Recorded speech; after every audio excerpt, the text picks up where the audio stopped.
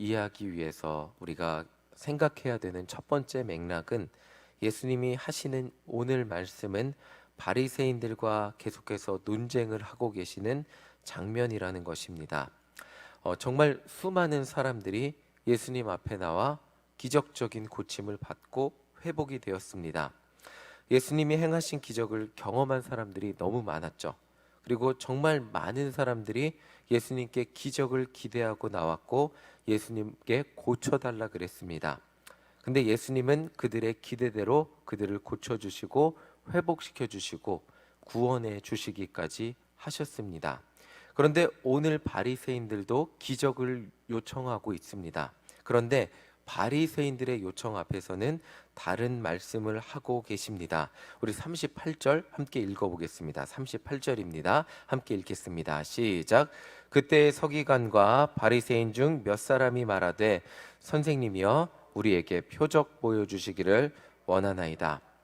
예수님과 관계가 좋지 않았던 종교 지도자들, 서기관과 바리새인들은 예수님께 표적을 보여달라고, 그러니까 이 말은 예수님 당신이 하나님의 아들인 구원자인 증거를 보여달라고 요구하고 있는 것입니다.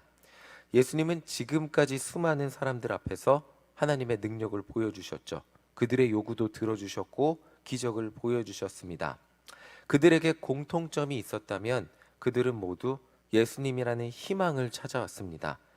예수님이 아니면 인생에 소망이 없던 사람들이 예수님을 마지막 인생의 희망으로 삼고 다윗의 자손 예수여 나를 고쳐주소서 하고 찾아왔던 사람들이었습니다. 예수님은 이렇게 예수님을 간절한 마음으로 자신을 찾아온 사람들을 그 사람들의 마음을 위로해 주시고 고쳐주시고 구원받게 하셨습니다. 그런데 예수님을 의심하고 예수님을 반대하기 위해 당신이 구원자인 증거를 보여달라고 하면서 기적을 보여달라고 한 사람들에게는 이렇게 말씀하고 계신 것입니다. 39절 우리 함께 읽어보겠습니다. 시작.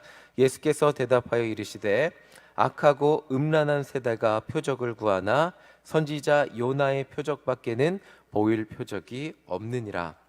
예수님은 당신이 구원자인 증거를 우리 눈에 보여주세요 라고 말하는 종교 지도자들에게 대놓고 악하고 음란한 세대가 표적을 구한다고 말씀하시면서 요나의 표적밖에는 보여줄 표적이 없다고 말씀하시고 계십니다. 이 요나의 표적은 요나가 3일 동안 물고기 뱃속에 있다가 다시 돌아와 하나님의 말씀을 전했듯이 예수님도 십자가에서 죽으시고 3일 동안 죽음 가운데 계시다가 죽음을 이기시고 부활하실 거라는 말씀을 하고 계신 것입니다. 그러니까 요나의 표적은 십자가의 표적이라고 말씀하시고 계신 것입니다. 이 말씀은 언뜻 보면 바리새인들을 비방하신 것 같지만 자세히 보면 구원자가 이 땅에 오셔서 하실 일들을 정확하게 말씀해 주시고 계신 것임을 알 수 있습니다. 예수님에게 구원자의 증거를 보여달라고 온 사람들에게 너무나도 정확하게 구원자로 보여줄 증거는 십자가 사역밖에 없음을 말씀해 주시고 계십니다. 우리 41절을 함께 읽어보도록 하겠습니다. 시작. 심판 때에 니느웨 사람들이 일어나 이 세대 사람을 정죄하리니 이는 그들이 요나의 전도를 듣고 회개하였음 이거니와 요나보다 더 큰 이가 여기 있으며. 예수님은 마지막 날의 심판을 말씀하시면서 그날에 니느웨 사람들은 구원받을 거라고 말씀하세요. 그 이유가 뭐죠? 요나가 선포했던 하나님의 회개의 말씀을 듣고 믿고 회개했기 때문입니다. 그런데 오히려 구원자가 눈앞에 나타나서 하나님의 말씀을 전하고 구원의 기쁜 소식을 전하고 병자를 고치면서 그 구원의 증거들을 수없이 보여주시는데도 표적을 보여달라고 하고 믿지 못했던 종교 지도자들을 오히려 니느웨 사람들이 정죄할 것이라고 말씀하고 계십니다. 그러니까 이 말이 정말 종교 지도자들에겐 듣기 힘들었을 것입니다. 그 이유가 무엇이냐면 하나님의 구원의 은혜는 당연히 자신들의 몫이라고 생각하고 하나님이 보내주신 구원의 은혜는 자신들이 받아야 된다고 생각했는데 그 사람들 앞에서 대놓고 이방인들이 당신들을 심판할 겁니다 라고 당신들을 정죄할 겁니다 라고 말하고 있는 그 소리를 정말 듣기 힘들었을 것입니다. 그 이유는 요나보다 더 큰 분, 심판의 주인이신 예수님을 눈앞에 보고 믿지 못했기 때문입니다. 예수님이 오셔서 회복시키신 그 이스라엘 사람들, 특히 바리새인들, 그리고 바리새인들과 동조했던 유대인들은 예수님을 죽이는데 앞장섰고 45절의 말씀, 읽지는 않겠지만 45절의 말씀처럼 구원자로 인해 일시적으로 깨끗해지고 회복된 것처럼 보였던 이스라엘은 그 깨끗하고 정돈이 되자 오히려 예수님을 믿지 못했던 그 사람들, 예수님이 떠나시자 더욱 나쁜 상태가 되어 더 많은 귀신들이 들어와서 더욱더 안 좋은 상태가 되었고 오늘날까지 이르게 되었기 때문입니다. 예수님은 바리새인들과의 논쟁의 결론격으로 이렇게 말씀을 하시고 계십니다. 우리 50절 함께 읽겠습니다. 50절입니다. 시작. 누구든지 하늘에 계신 내 아버지의 뜻대로 하는 자가 내 형제요 자매요 어머니이니라 하시더라. 바리새인들과 논쟁을 하는 가운데 한 사람이 예수님께 이렇게 말씀을 하셨습니다. 예수님의 가족들이 와서 예수님을 만나기 원합니다. 근데 마가복음에는 이 이유가 나옵니다. 예수님의 형제들은 예수님을 구원자로 믿지 못했고 예수님이 기적을 일으키고 막 문제를 일으키는 것 같이 보이니까 말리기 위해서 찾아왔다고 말하고 있습니다. 그런데 예수님은 이렇게 말씀하십니다. 내 진짜 가족은 하나님 아버지 뜻대로 하는 자가 형제이고 자매라고 말씀하십니다. 이 말은 하나님 아버지 뜻대로 하는 게 뭘까요? 하나님의 아들 예수 그리스도를 구원자로 보내신 것을 첫 번째로 믿고 예수님을 우리 삶의 주인으로 모시고 말씀대로 살아가는 것이 예수님의 가족이라고 말씀을 하고 계시는 것입니다. 오늘 이 바리새인들과의 논쟁을 정리하며 제가 신학교 들어갔을 때가 생각이 났습니다. 그때는 전성기는 아니었는데 자유주의 신학이 유행했던 마지막 시점쯤 되었습니다. 여러분들 자유주의 신학이 많이 들어보셨을 텐데 이 자유주의 신학이 뭐냐면 20세기 초부터 과학이 급격히 발전했고 모든 것이 하나님의 신비로 보였던 그런 세상, 그 세상을 과학이라는 안경으로 보니까 세상이 다르게 보이기 시작한 겁니다.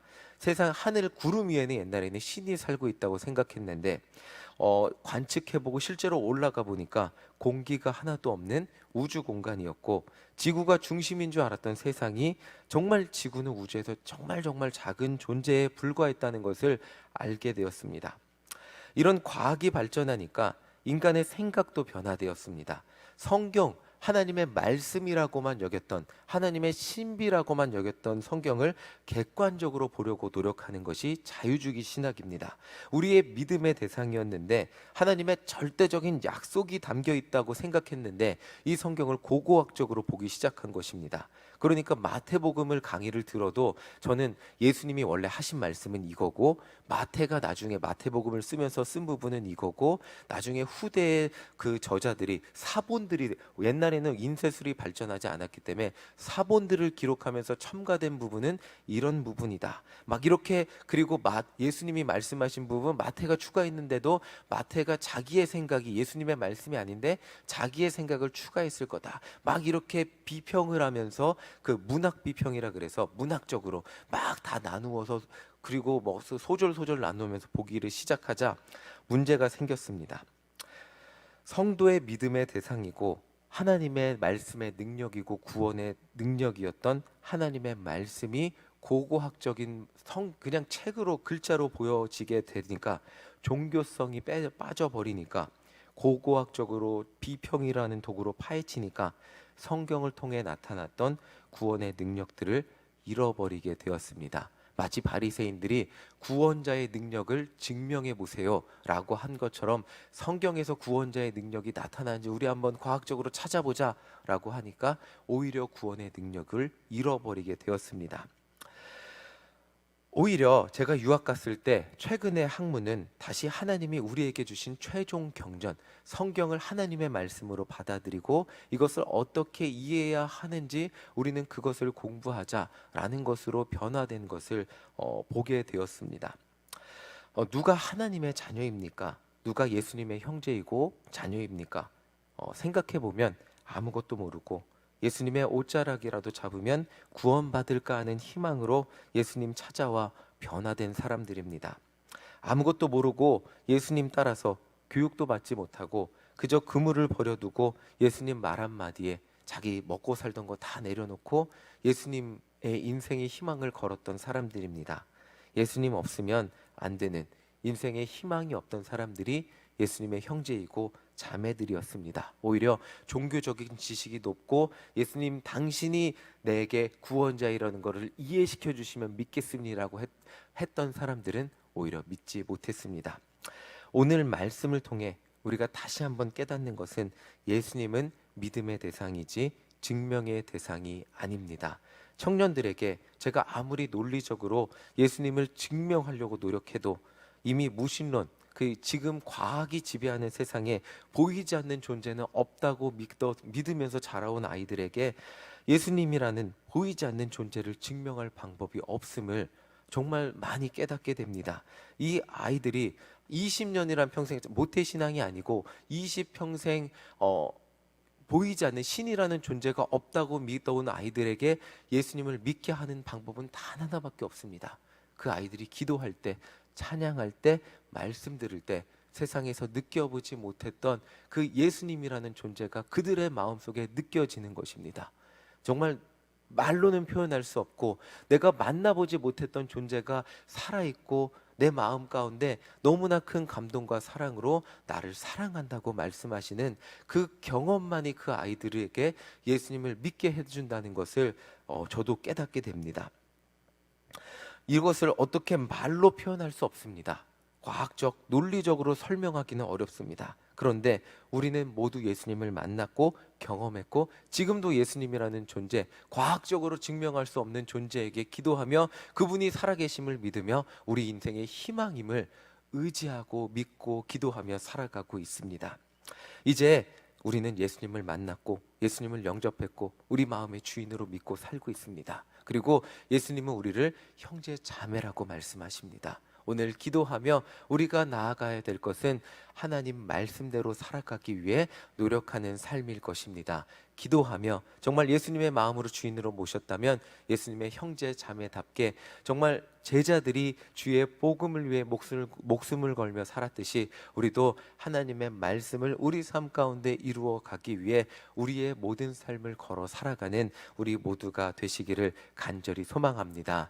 말씀 가운데 하나님의 말씀이 깨달아지고 기도 가운데 찬양 가운데 하나님의 말씀이 깨달아져 온전히 하나님의 예수 그리스도의 가족이 되어 정말 주님을 위해 우리의 한평생을 걸고 살아가는 예수님만이 우리 인생의 희망이 되는 우리 모두가 되시기를 간절히 소망합니다. 아멘. 우리 찬송가 438장 함께 찬송하시겠습니다.